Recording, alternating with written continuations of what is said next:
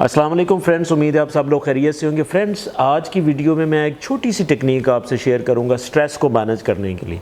अब ये एक ब्रीदिंग टेक्निक है, लेकिन मुझे ये पहले थोड़ा सा मैं आपको एक्सप्लेन करता हूँ कि बेसिकली स्ट्रेस होता क्या। देखिए, जब आप भी स्ट्रेस में होते हैं, किसी भी सिचुएशन की स्ट्रेस है, ठीक है, आपका कोई एग्ज़ाम चल रहा है या आप कोई पब्लिक स्पीकिंग में गए हैं, आप कोई इंटरव्यू में बैठे हुए हैं, वेट कर रहे हैं, तो आपको स्ट्रेस हो रहा है। तो इस सिचुएशन में मैं आपको एक एमरजेंसी में एक टेक्निक बताता हूँ, छोटी सी टेक्निक है जिससे आपको रिलीफ मिलेगा। अब होता क्या है कि जब आप स्ट्रेस सिचुएशन में होते हैं तो इसकी निशानियां कुछ यूँ हैं, वेरी करती हैं पर्सन टू पर्सन।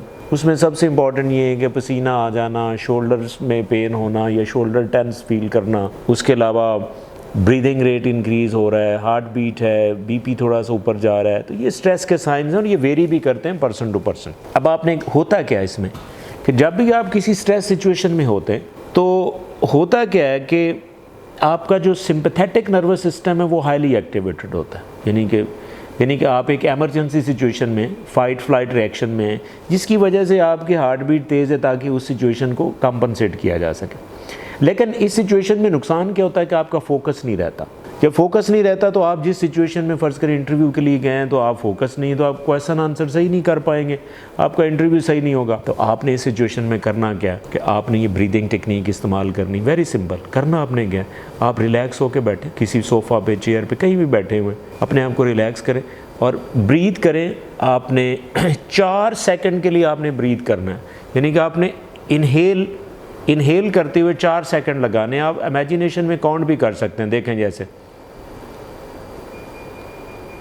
अब मैंने 4 सेकंड में इनहेल किया।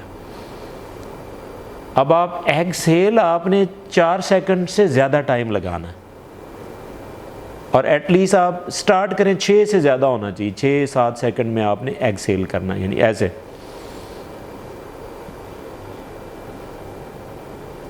तो आपने एक्सहेल पे ज़रा टाइम ज़्यादा लगाया। इससे क्या होगा कि आपका पैरासिम्पैथेटिक नर्वस सिस्टम एक्टिवेट होता है। जब ये एक्टिवेट होगा तो इससे क्या होगा कि आपका जो स्टोमिक डाइजेशन प्रोसेस है वो तेज़ हो जाएगा, ठीक है। जब आपका ब्लड सर्कुलेशन ज़्यादा स्टोमिक की तरफ जाता ना तो आपकी हार्ट बीट, ब्रीदिंग ये डाउन फील करती। जब ये डाउन फील करेगी तो आप ऑब्वियसली रिलैक्स फील करेंगे क्योंकि आप पैरासिम्पैथेटिक नर्वस सिस्टम में अब आप हैं। हाँ, ये टेक्निक आपको इंस्टेंट रिलीफ देती। परमानेंट आप स्ट्रेस की हल के लिए या उसको मैनेज करने के लिए ऑब्वियसली आपको एक ख़ास स्ट्रेसर के ऊपर काम करना पड़ेगा कि आपको ये स्ट्रेस क्यों होता है, लेकिन एटलीस्ट इस टेक्निक से आपको एक इंस्टेंट रिलीफ ज़रूर मिल सकता है।